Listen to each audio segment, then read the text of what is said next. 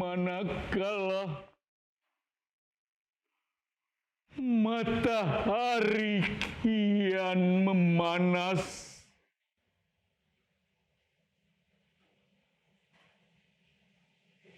adakah di antara kita ingat akan dosanya?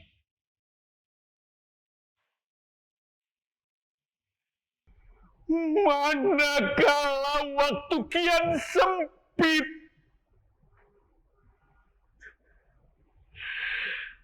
adakah di antara kita memohon ampunannya?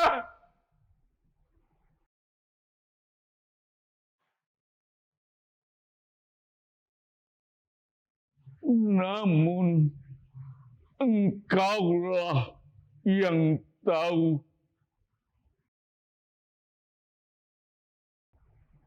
Halusinasi akan dunia Engkau halalkan segala cara.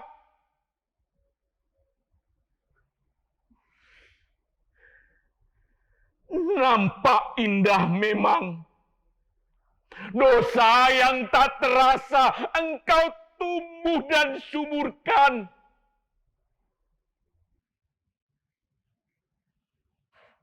Ada kalanya Engkau saling menghunus.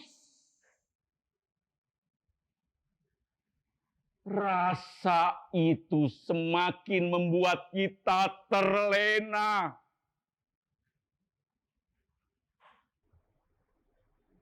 Ataukah memang kita pandai menutupinya? Nampak itu terasa wajar.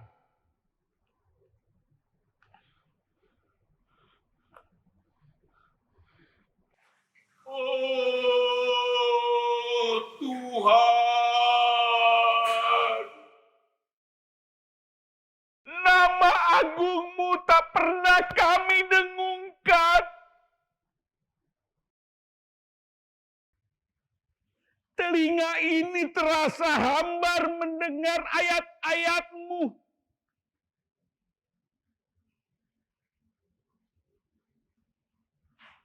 Onggokan dosa yang kian menggunung hanya sekilas menyadarkan.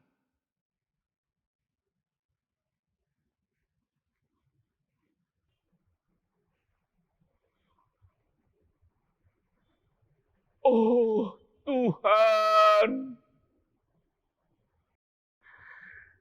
taubatku terus terulang. Dan terulang. Ya, puisi itu saya ciptakan pakai nama saya sendiri. Artinya mengingatkan pada diri saya. Marilah sama-sama kita mengakui tentang dosa-dosa kita. Marilah kita saling bertobat. Dan bukan hanya bertobat saja, yang nantinya akan terulang. Tahun 1990, saya tamat dari perguruan tinggi, tepatnya IKIP Muhammadiyah Jakarta, Jalan Kebayoran Baru. Di tahun 90, saya mencoba menjadi guru honorer di beberapa sekolah dengan tujuan untuk dapat meraih cita-cita saya menjadi seorang pegawai negeri sipil. Saya mau mencoba mengikuti ujian. Banyak sekali godaan yang menimpa pada diri saya pada saat itu. Sebenarnya kalau saya mengikuti permintaan dari orang, khususnya yang berwenang, saya sudah menjadi pegawai negeri sipil. Tapi saya mempunyai prinsip pada saat itu, adalah kejujuran yang paling utama. Walaupun saya menjadi guru honorer hingga 11 tahun lamanya, di awal menjadi guru honorer, saya mendapatkan penghasilan per jam itu 36.000. 1 jam hanya dibayar Rp1.000. Saya mencoba bertahan terus hingga 8 kali saya mengikuti tes. Yang dari tadinya 3,5 juta hingga nambah, tetap saya bertahan. Tidak mengikuti tes tersebut. Saya mengajar beberapa sekolah dengan tujuan untuk bisa memenuhi hidup saya. Pernah tahun 1996,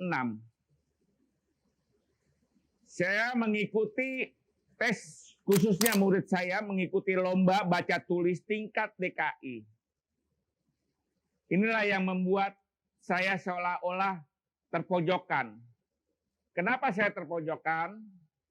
Karena pada saat sebelum mengikuti lomba, saya mengatakan kepada kepala sekolah, kalau hasil dari kerja keras anak-anak itu, seandainya anak juara, untuk imbalan hadiahnya tolong diberikan kepada murid. Di situ saya selisih pendapat dengan kepala sekolah.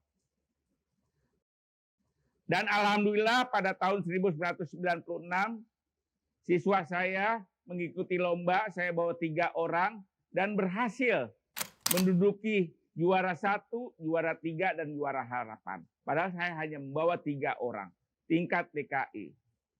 Akhirnya saya memaksakan bahwa hadiahnya yang diterima oleh anak-anak itu adalah hak anak saya.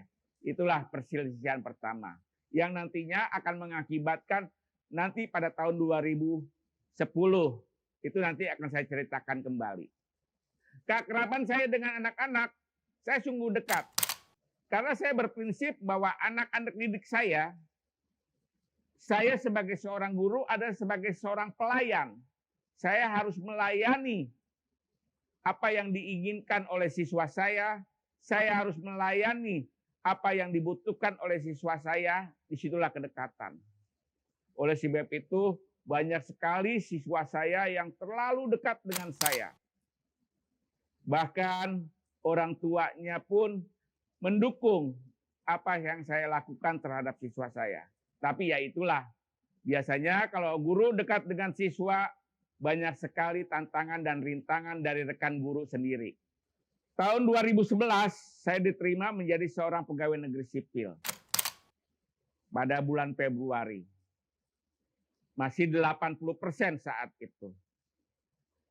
Akhirnya saya diterima 100% menjadi pegawai negeri sipil. Pada bulan Juli tepatnya, setelah tahun ajaran baru, saya dimutasi, tidak tahu sebabnya kenapa. Padahal pada saat itu banyak orang-orang lama yang di dalam keputusan peraturannya bahwa yang dimutasi itu adalah orang-orang lama. Ya saya nggak tahu, itu hanyalah permainan-permainan. Akhirnya karena janji saya pada saat saya melamar pegawai negeri sipil itu siap ditempatkan di mana saja, akhirnya saya menerima dimutasi.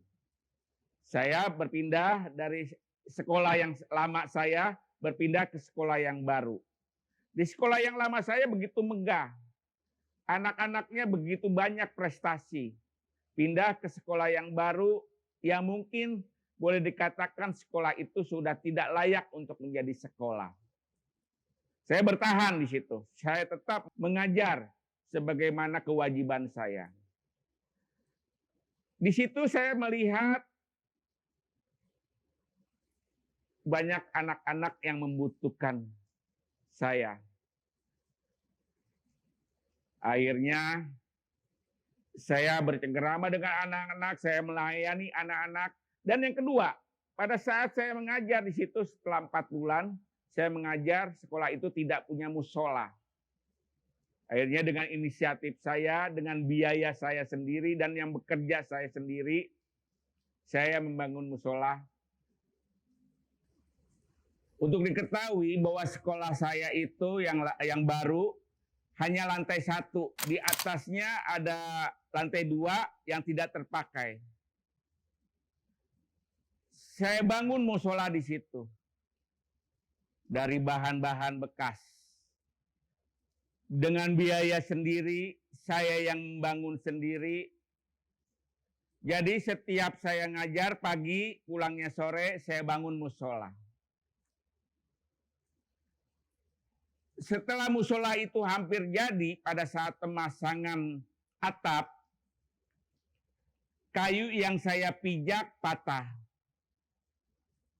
Saya jatuh, yang mengakibatkan tulang belakang saya lepas dari persendiannya. Akibat tulang belakang saya lepas, saraf saya putus. Dalam hitungan detik, bukan hitungan menit lagi, saya sudah tidak merasakan apa-apa di kaki saya.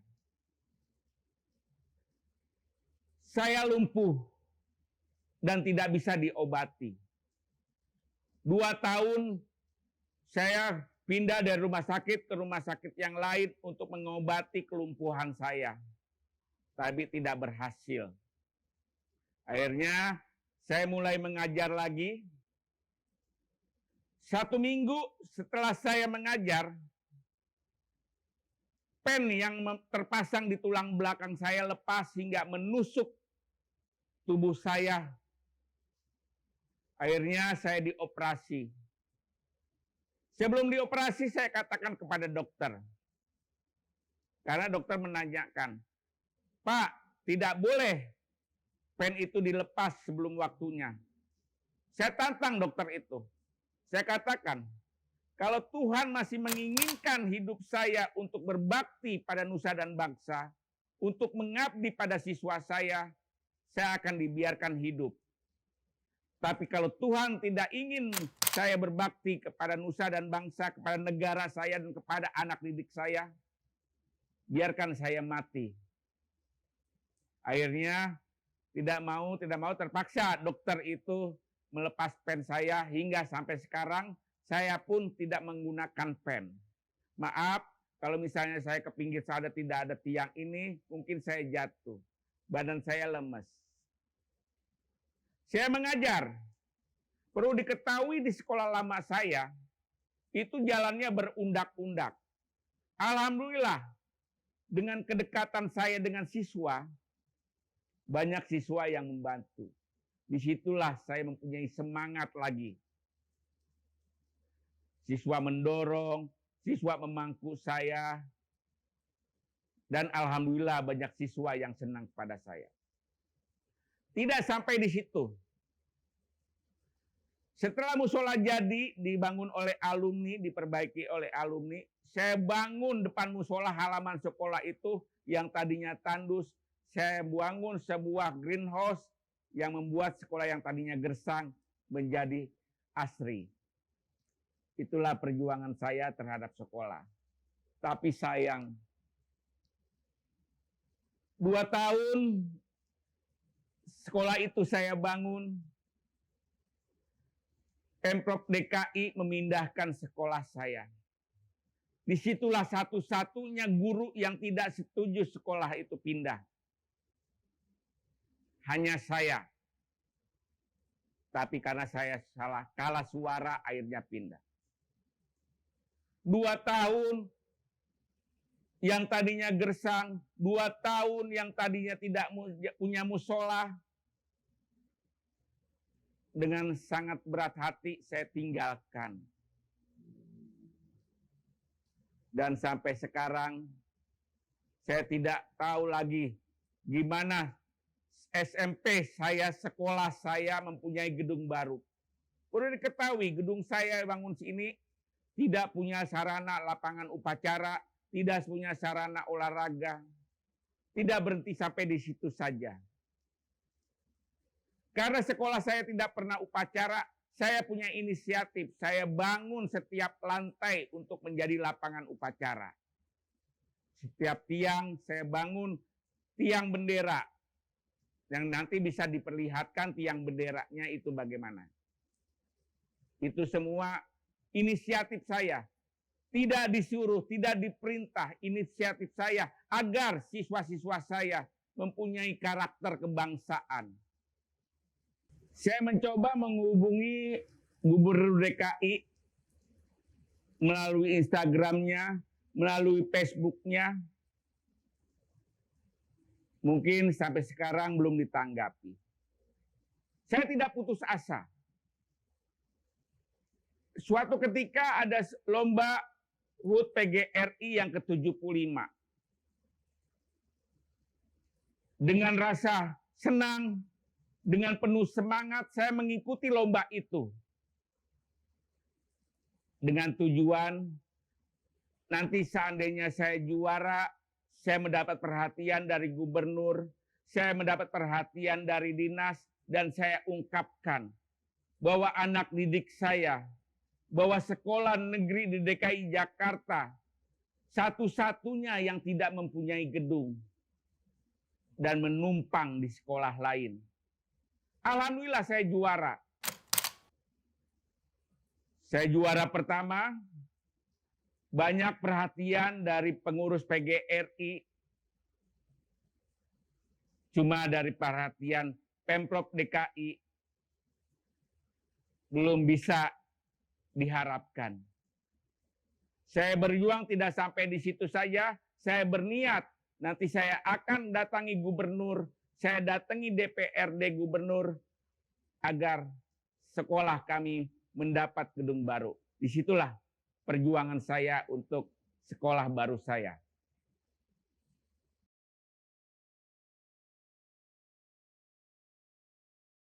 Saya mempunyai prinsip ontohot panggelokna. Nama tersebut bukanlah nama dari daerah atau dari suku Sunda. Ontohot itu singkatan yang asalnya dari bahasa Inggris on to hot. On hidup, to untuk, hot panas. Jadi untuk para mahasiswa, nanti 5 tahun atau 10 tahun yang akan datang, kalian akan hidup bermasyarakat. Kalian akan hidup berorganisasi. Ingatlah tentang prinsip saya itu ontohot. Bahwa hidup nanti itu akan saling panas-panas. Akan saling membunuh, akan saling menjatuhkan satu sama lain untuk mendapati kedudukan yang lebih tinggi. Bukan dengan jerih payah, bukan dengan hasil kinerja, tapi hasil pendekatan, hasil sogok sana sini, dan hasil fitnah memfitnah. Ada kata ontohot panggelokna, ada kata panggelokna. Panggelokna itu berasal dari bahasa Sunda, artinya orang yang paling gila. Jadilah orang gila, tapi tidak gila selama-lamanya. Kenapa harus jadi orang gila? Kalau kalian jadi orang gila, maka kalian akan berfokus pada kejujuran, akan berfokus kepada adanya, tidak dengan hasutan, tidak dengan sogokan, tidak dengan pendekatan, tapi dengan kinerja yang lebih baik. Jadikan itu sebagai pedoman. Kinerja yang diutamakan, kejujuran yang lebih dahulukan. Jangan mencari kecurangan. Karena kecurangan lambat laun akan binasa. Itu penutup bagi rekan-rekan mahasiswa dan anak didik saya.